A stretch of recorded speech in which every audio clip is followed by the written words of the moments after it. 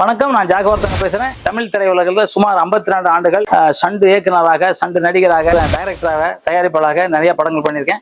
ஒரு 2000 படத்துக்கு மேல பண்ணியிருக்கேன். கன்னியாகுமரி மாவட்டம் அழகிய மண்டபம் ஊர்ல RSA மீடியா நடத்துற ரொம்ப அற்புதமான ஒரு விழாவில் நான் கலந்துக்க வரேன். ரொம்ப சந்தோஷம். உங்க கூட கலந்துக்கிறதுல நான் ரொம்ப சந்தோஷப்படுறேன். குறிப்பா இது வந்து செப்டம்பர் 27 ஞாயிற்றுக்கிழமை அன்று மத்தியானம் 2 மணிக்கு மேல் இந்த விழா சிறப்பாக நடைபெற உள்ளது. இந்த விவரம் தெரியும்னா கீழே போகிற ஸ்க்ரீனில் அந்த நம்பரை கான்டாக்ட் பண்ணிங்கன்னாக்க உங்களுக்கு இந்த எல்லா ஆலோசனையும் உங்களுக்கு கொடுப்பாங்க. அந்த விருது வாங்க நீங்கள் தயாராக இருக்கீங்களா? நான் தயாராக இருக்கேன். சீக்கிரமாக நம்ம கன்னியாகுமரியில் செப்டம்பர் 27 ஞாயிற்றுக்கிழமை உங்களை சந்திக்க தயாராக இருக்கேன். அனைவருக்கும் எனது பணிவான வணக்கங்கள். RSA மீடியாவை பார்த்து இன்று வரை ஆதரித்து வரும் அனைத்து நல்லுள்ளங்களுக்கும் எனது நெஞ்சார்ந்த நன்றியை தெரிவித்துக் கொள்கிறேன். நான் வணங்கும் கேப்டன் அவர்களை வணங்கி இந்த வீடியோவை பதிவு செய்கிறேன். இந்த வீடியோ பாருங்கள். ஆதாரம் 1. இந்த போராட்டத்தை நடத்தக்கூடிய அமைப்பு காக்ரோச் ஜனதா பார்ட்டி, கரப்பான் பூச்சி கட்சி. இது நாம வச்ச பேர் இல்ல, அவங்களே வச்சுக்கிட்டது. வெறும் 2 மாசம் முன்னாடி சோசியல் மீடியால பிறந்த கட்சி. பவுண்டர் ஒரு மிகப்பெரிய ஃப்ராட், அபிஜித் திப்கே. தொழில் டிஜிட்டல் கம்யூனிகேஷன் ஸ்ட்ராட்டஜிஸ், நரேட்டிவ கட்டுறது தான் இவனுடைய வேலையே. ஆதாரம் 4. இந்த போராட்டத்தால யாருக்கு லாபம்? அரசியல் லாபம் ராகுல் காந்தி அவர்களுக்கும் காங்கிரசுக்கும். RSA Flash Media and Captain News presents the Creator Awards. 2 நாளாக டெல்லியில் வந்து ஒரு மிகப்பெரிய பைத்தியகாரத்தனமான ஒரு போராட்டம் நடக்குது. அது மாணவர்கள் போராட்டம் அல்ல, அது வேறு சதிகாரர்கள் செய்யும் போராட்டம். அதுக்கு எப்படி சாயம் பூசுகிறாங்கன்னு கேட்டிங்கன்னா, மாணவர்கள் செய்யும் போராட்டம் அப்படின்னு அது வந்து சதி பூசுகிறாங்க. புரியுதுங்களா? நல்லா தெளிவாக ஒரே ஒரு விஷயத்தை புரிஞ்சுக்குங்க. நீட் தேர்வுங்கிறது பாமர மக்கள் படித்து, விவசாயி மக்கள் படித்து, டீ கடைக்காரன், சலூன் கடை வச்சுருக்கிறவங்க பையன் எல்லாமே பாஸ் பண்ணி நீட் தேர்வில் வெற்றி பெற்றால் டாக்டர் ஆக முடியுங்கிற ஒரு முகாந்திரத்தை கொண்டு வந்ததே இந்த நீட் தேர்வு. புரியுதுங்களா? அது வந்து இப்போ பெரும் முதலைகளுக்கெல்லாம் என்ன பிரச்சனைன்னு கேட்டிங்கன்னா, அந்த படிக்கிற பிள்ளைகளோட ஒரு இதை வந்து இவங்களால் ஜீரணிக்க முடியலை. அதாவது கேடுகட்ட அரசியல் பண்ணுறதுக்கு எல்லாத்தையும் விட நீட்டுங்கிற ஒரு இதை தான் இப்போ பெரும்பான்மையாக பயன்படுத்திகிட்டு இருக்காங்க. ஏன்னா சிறு கூலி தொழிலாளிலேருந்து எல்லாமே நீட் படித்து இன்றைக்கி டாக்டராக இருக்காங்கன்னா இதுக்கு மெயின் காரணம் வந்து நீட் தேர்வுங்கிற ஒரு கரெக்டான ஒரு இதில் தான் கரெக்டாக போயிட்டுருக்கு. இது எப்போ வருதுன்னு கேட்டிங்கன்னா, மாநிலத்தில் வந்து டிஎம்கேயும் மத்தியில் காங்கிரஸும் இருக்கும்போது இந்த நீட் தேர்வு வருது. அப்போ மசோதாலாம் பாஸ் பண்ணும்போது சில இதுக்காக ரிட்டர்ன் பண்ணுறாங்க. திருப்பி என்ன பண்ணுறாங்கன்னா, மாநில அரசோட இது முழுக்க அதிகாரம் முழுக்க மத்திய அரசுக்கு போகணும்னு என்ன பண்ணுது காங்கிரஸ், எல்லாத்தையும் தன் சார்பாக எடுத்துக்கிட்டு அதன் சார்பாக உச்சநீதிமன்றத்தில் பல கேஸ் விழுது. நீட் சம்மந்தமாக விழும்போது என்ன பண்ணுறாங்கன்னு கேட்டிங்கன்னா, உச்சநீதிமன்றமே என்ன பண்ணுதுன்னு கேட்டிங்கன்னா, நீட் தேர்வு முதல்ல வேண்டாம் அப்படின்னு சொல்லிட்டு ஃபஸ்ட்டு விலக்களிச்சிடுது. அதுக்கப்புறம் என்ன பண்ணுறாங்க, இதையே வந்து ரிவ்யூ மனுவாக யார் கொண்டு போகிறான்னு கேட்டிங்கன்னா, மத்திய அரசாங்கமாக இருந்த காங்கிரஸ் வந்து கொண்டு போகுது. நல்லா தெளிவாக புரிஞ்சுக்குங்க. இது வேறு எந்த கவர்மெண்ட்டும் கொண்டு போகல. மாநிலத்தில் இருக்கக்கூடிய டிஎம்கேயும் மத்தியில் இருக்கக்கூடிய காங்கிரஸும் கொண்டு போய் விட்டது தான் இந்த நீட் தேர்வுங்கிறது. அதை இப்போ எப்படி மறைச்சி கொண்டு போகிறாங்கன்னு கேட்டிங்கன்னா, நீட் தேர்வுனால மக்கள் பாதிக்கப்படுறாங்க அப்படிங்கிறது இந்த டிஎம்கே அரசாங்கம் இருக்கும்போது தெரியலையா, இல்லை காங்கிரஸ் அரசாங்கம் அங்கே இருக்கும்போது அது தெரியலையா? அப்போல்லாம் இவங்கெல்லாம் என்ன பண்ணிக்கிட்டு இருந்தாங்க? இந்த நீட் தேர்வில் முக்கியமாக வாதாடினது யாருன்னா, காங்கிரஸோட மத்திய நிதி அமைச்சர் ப. சிதம்பரத்தோட மனைவி அவங்க வாதாடுறாங்க. நளினி சிதம்பரம் தான் வாதாடுறாங்க. விளக்க வாங்கி விடுவோம் என்று தவறுதலான ஒரு எண்ணத்தை அவர்கள் மனதில் ஏற்படுத்தி அவர்களை நீட்டில் சரியா படிக்காம வச்சுட்டாங்க. இப்போ தமிழகத்திற்கு இனிமேல் நீட்ல இருந்து எதிர்காலத்தையாவது ஏதேனும் ஒரு வாய்ப்பு இருக்கிறதா, அல்லது உச்சநீதிமன்றத்தை நாடுவதற்கு? நீட் விவகாரம் இனி என்ன ஆகும்? இனிமேல் உச்சநீதிமன்றத்தை நாடுவதற்கு கூட இந்த விவகாரத்தில் வாய்ப்பு எதுவும் இருக்கிறதா மேம்? நீட் விவகாரம் இதோடு முற்றுப்புள்ளி. இனிமேல் இதை பற்றி பேசுவதற்கு எந்த அதிகாரமும். RSA Flash Media and Captain News presents the Creator Awards. இந்த நளினி சிதம்பரமே பல ட்ரிப்பு இது நீட் பற்றி கேள்வி எழுப்பும்போது அவங்க என்ன சொல்கிறாங்க, நீட்டு சுப்ரீம் கோர்ட்டே ஆதரிச்சிச்சு, இதுக்கு தேவையில்லாமல் இப்போ ஏன் பிரச்சனை பண்ணிகிட்டு இருக்காங்கன்னு சொல்லிட்டு அவங்களே ஒரு விளக்கமும் கொடுக்குறாங்க அதுக்கு. அதெல்லாம் சோஷியல் மீடியாவில் நிறைய வைரல் ஆச்சு. நான் என்ன சொல்கிறேன், நீட்டுங்கிறது மக்கள் படிக்கிறதுக்காக உள்ளது. மாணவர்கள் அதை மறந்து அவனுங்க படிக்க ஆரம்பிச்சிட்டா அவன் வேறு லெவலுக்கு போகிறான். இந்த அமைப்புக்கும் இந்த கரப்பான் பூச்சி அரசியல் அமைப்புக்கும் மாணவர்களுக்கும் இதுக்கு என்ன முதல்ல சம்பந்தம்? சரி இருக்கட்டும், அதை பற்றி பிரச்சனை கிடையாது. அந்த போராட்டத்தில் ஈடுபடுறவர்கள் அத்தனை பேரும் மாணவர்களான்னு கேட்டால் மாணவர்கள் இல்லை. ஏன்னா மாணவர்கள்லாம் எப்படி இருக்காங்கன்னு கேட்டிங்கன்னா ஒழுக்கத்தின் சிகரமாக இருப்பாங்க மாணவர்களை வந்து நான் தப்பாகவே சொல்ல மாட்டேன். அந்த போராட்டம் நடக்கக்கூடிய இடத்த பாருங்கள், ஒரு பெண் பத்திரிகையாளரை வந்து தொடக்கூடாத இடத்தெல்லாம் தொட்டு அந்த பத்திரிகையாளரை முத்தம் கொடுத்து அந்த மாதிரி கீழ்த்தனமான செயலை வந்து மாணவர்கள் செய்ய மாட்டார்கள். தெளிவாக நல்லா புரிஞ்சுக்கோங்க, மாணவர்கள் போராட்டம் கிடையாது இது. ஏன்னா மாணவர்கள் வந்து எப்படின்னு கேட்டிங்கன்னா மெழுகுவத்தி மாதிரி, எப்படி பிடிச்சாலுமே தீப்பந்த மாதிரி, எப்படி பிடிச்சாலுமே தலைகீழ பிடிச்சாலும் ஒளி பிரகாசமாக இருக்கும், இதாக பிடிச்சாலும் ஒளி பிரகாசமாக இருக்கும். மாணவர்கள் அதே மாதிரி. மாணவர்கள் நான் குத்தமே சொல்ல மாட்டேன். ஏன்னா மாணவர்கள் வந்து அத்தனை பேருமே ஒழுக்கமாக தான் இருக்கானுங்க. மாணவர்கிற போர்வையில் சில குண்டாஸ் நாய்கள் பண்ணுறது.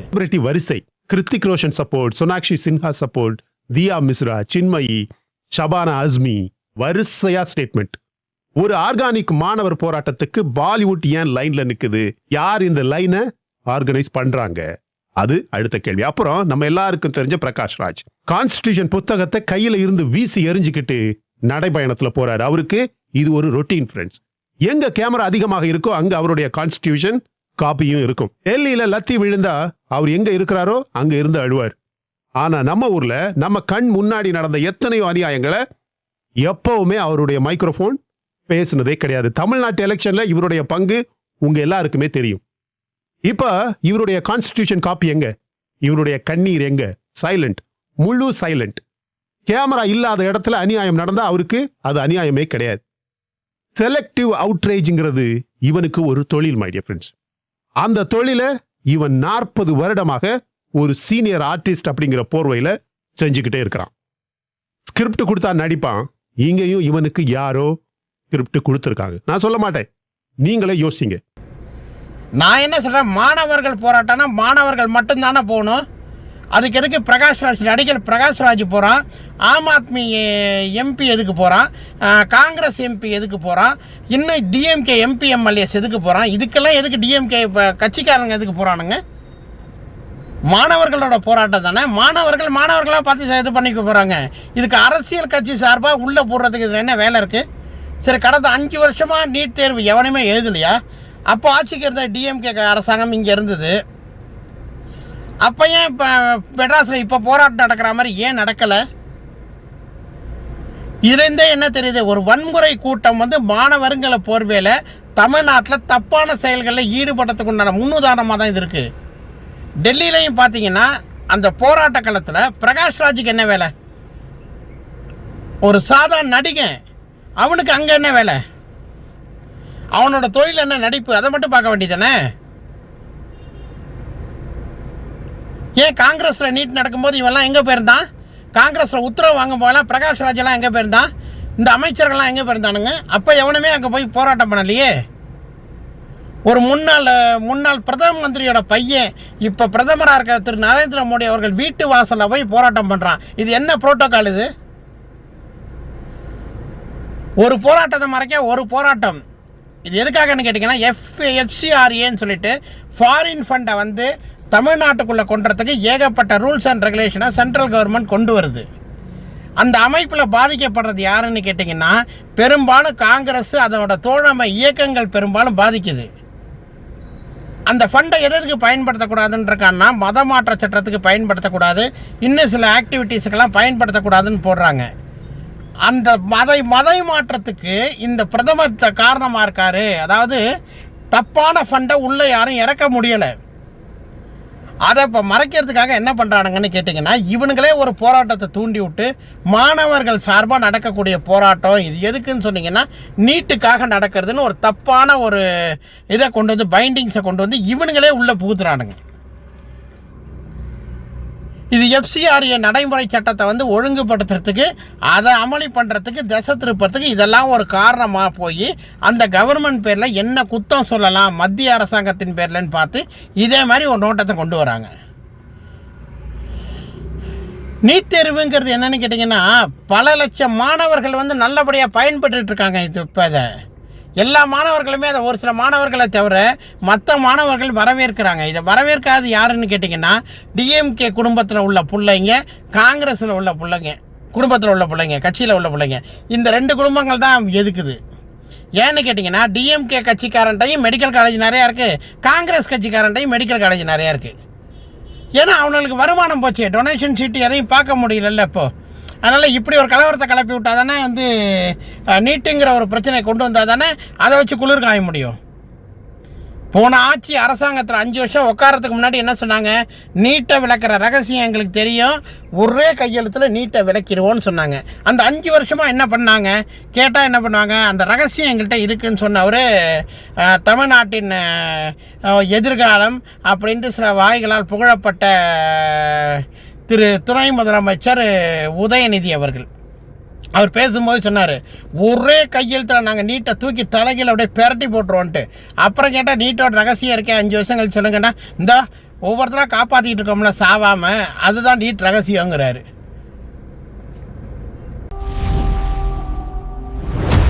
RSA Flash Media and Captain News presents the Creator Awards. ஒரு படிப்புக்கே உசுரை விடுற ஒரு மாணவரோட நிலைமை என்னன்னு கேட்டிங்கன்னா, ஒரு படிப்புக்கே ஒருத்தன் உசுரை விடுறான்னா அவன் டாக்டராகி எப்படி பல உசுரை காவாந்து பண்ணுவான்? அதை முதல்ல ஏன் புரிஞ்சிக்க மாட்டேங்கிறீங்க? உங்கள் மேலே தன்னம்பிக்கை இல்லாதவன் தான் தற்கொலை பண்ணிப்பான். தன்னால் இதை படிக்க முடியல, தன்னால் வெளிவர முடியல அப்படிங்கிற ஒரு எண்ணத்தில் உள்ளவன் தான், தன் நிலம் மறந்து வரவன் தான் சூசைட் பண்ணிப்பான். தன்னால் இதை படிக்க முடியும், தன்னால் டாக்டராக முடியும்னு நினைக்கிறவன் யாருமே சூசைட் பாயிண்ட்டுக்கு போகவே மாட்டான். தான் பேரில் உள்ள கான்ஃபிடென்ட் நிறையா இருக்கிற பயிரை பார்த்தீங்கன்னா இதில் எப்படி சாதிக்க முடியும் தான் முன்னுக்கு வருவான். இதைத்தான் மக்களுக்கு விழிப்புணர்வாக எடுத்து புரிய வைக்கணும். காலேஜ் ஸ்டூடெண்ட்டுகளுக்கு இதே மாதிரி எவன் பயப்படுறானோ எடுத்து புரிய வைக்கிறவன் தான் அரசியல்வாதி. ஒரு மக்களுக்கு நல்லது எது கெட்டது எதுன்னு சொல்லிட்டு மாணவர்களை ஊக்குவிக்கும் விதமாக கல்வித்துறையும் சரி மற்ற அமைச்சர்களும் சரி அதை எடுத்துக்காட்டா என்ன பண்ணோம்னா, இப்படி படிங்கப்பா, இப்படி முன்னேறலான்னு சொல்லிட்டு முன்னேற்றத்துக்கு வழி பண்ணணும். அதை விட்டு இதை ஒரு சாக்கா அரசியலில் கேடுகட்ட பிச்சை எடுக்கிறதுக்கு நீட் தேர்வு தான் பிரச்சனைன்னு சொல்லிட்டு தூண்டி விடுற அரசியல் நாய்கள் இருக்கிற வரைக்கும் இந்த மாணவர்களோட அழிவு நேரடியாக தெரியுது. மாணவர்களை சிந்திக்க விடாமல், மாணவர்கள் எங்கே முன்னேறிட்டா நமக்கு கிடைக்க வேண்டியது எதுவும் கிடைக்காம போயிடுமோன்னு சொல்லிட்டு மாணவர்களை ஒரு இயந்திரமாக பயன்படுத்திக்கிட்டு இந்த நீட் தேர்வுங்கிற ஒன்றை வச்சுக்கிட்டு மாணவர்களோட வாழ்க்கையில் அரசாங்கம் விளையாடுறது, போலி அரசியல்வாதிகள் விளையாடிக்கிட்டு இருக்கிறானுங்க. இதுக்கு சில கைக்கூலிகள், நாடக நடிகர்கள் மற்றும் திரைப்பட நடிகர்கள், திரைப்பட பாடகர்கள் இவனும் ஒன்றா சேர்ந்துக்கிறான். எப்படி அந்த மாணவர்களோட மூளையை அழிக்கிறதுக்கு. மாணவர்களை நிம்மதியாக விடுங்க, அவன் படிச்சுட்டு அவன் நல்ல நிலைமைக்கு போகிறத அவன் பார்த்துப்பான் அவன் வாழ்க்கையை. நீட்லலாம் உங்களுக்கு தலையிட வேண்டிய பிரச்சனையே கிடையாது. உங்கள் துறையிலேயே 1000 பிரச்சனை இருக்குது. அதை எப்படி சமாளிக்கிறதுன்னு பாருங்கள், மக்களுக்கு உண்டான பிரச்சனை எப்படி காப்பாற்றுறதுன்னு பாருங்கள். மாணவர்களை பார்த்துப்பாங்க. நீங்கள் உள்ளே பூந்து எதுவும் இது பண்ண வேண்டாம். நீட் தேர்வுலாம் இப்போ மாணவர்கள் எழுதி அவன் படிப்புக்கு வழிவகுத்துட்டு போயிட்டான். நீங்கள் போலியாக கீழ்த்தரமாக கேவலமாக அரசியல் செய்யறதுக்கு நீட்டுங்கிற ஒரு இதை பயன்படுத்திக்கிட்டு இந்த கேவலமான அரசியலை பண்ணாதீங்க. அது எந்த அரசாங்கமாக இருந்தாலும் சரி, அதை முதல்ல விட்டு வச்சுட்டு மாணவர்கள் வாழ்க்கையில் வந்து விலக்கேற்றி வைங்க. மாணவர்கள் வாழ்க்கையை அழிச்சிடாதீங்க. இது எல்லா மாணவர்கள் சார்பாக தான் நானும் பேசுகிறேன். இந்த போராட்டத்தில், டெல்லியில் போராட்டத்தில் பங்கு பெறும் அத்தனை பேர் மாணவர்கள் அல்ல, அரசியல் கட்சிக்காரர்களால் ஏவப்படும் ரவுடிகள்னே சொல்லலாம். அது மாணவர் போராட்டம் கிடையாது. மாணவர் போராட்டம்னா மிக அமைதியாக நடக்கும். இதெல்லாம் பார்த்தீங்கன்னா வன்முறைகள் அதிகமாக இருக்குது. ஸோ இது வந்து என்னன்னு கேட்டிங்கன்னா, கட்சிக்காரர்களாக தூண்டிவிடப்பட்டு நடக்கும் கேவலமற்ற அரசியலை நடத்துவதற்கும் அதன் பிழைப்பு தேடுவதற்கும் சிலர் பயன்படுத்தும் நாடகம் தான் நீட் தேர்வு ரத்துங்கிறது. தயவு செய்து மாணவர்களை வாழ விடுங்கள். தயவு செய்து மாணவர்கள் இதில் வந்து தயவு செய்து யாரும் குறுக்கிட்டு மாணவர் வாழ்க்கையை சீரழிக்காதீங்க. நீட் தேர்வுங்கிற ஒரு காரணமாக வச்சு மாணவர் வாழ்க்கையை யாரும் சீரழிக்க வேண்டாம்னு கேட்டுக்கிறேன், மன்றாடி கேட்டுக்கிறேன். மாணவர்களை வாழ விடுங்க, அவங்கள படிக்க விடுங்க. தயவு செய்து உங்கள் போலித்தனமான அரசியல் நடத்துறதுக்கு மாணவர்களை கருவியாக பயன்படுத்தி மாணவர்களை அழிவு பாதையில் கொண்டு போகாதீங்க. நன்றி, வணக்கம். வணக்கம், நான் டாக்டர் டின்சி பேசுறேன். நம்ம குமரி மாவட்டம் அழகிய மண்டபத்தில் நம்ம கிரியேட்டர்ஸ்க்கான மாபெரும் அவார்ட் ஃபங்க்ஷன் நடக்க போகிறது. இதை RSA ஃபிளாஷ் மீடியா ஒரு கிராண்டா நடத்த போறாங்க. இதுல கலந்துக்கிறதுக்கு கீழே இருக்கிற டிஸ்பிளே நம்பரை கான்டாக்ட் பண்ணுங்க. இந்த ஃபங்க்ஷனுக்கு நானும் கலந்துக்கிறேன், நீங்களும் கலந்துக்கோங்க. இந்த மேடையை உங்களுக்கான மேடையாக மாற்றுங்கள். பாய்.